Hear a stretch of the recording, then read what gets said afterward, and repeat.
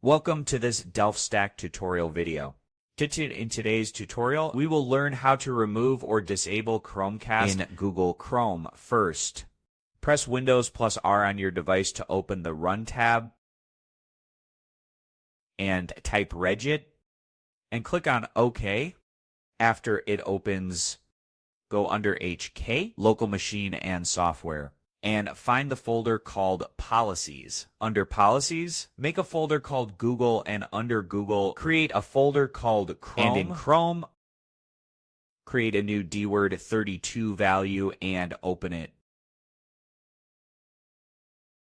As you can see, I have already opened and renamed it as ShowCastIconInToolbar, with every main alphabet as capital. Right-click it and click on Modify.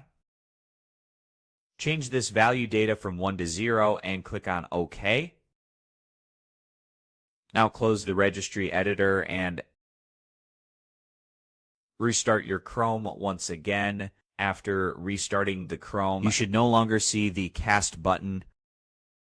Thanks for watching, and don't forget to check out the next DelftStack tutorial videos.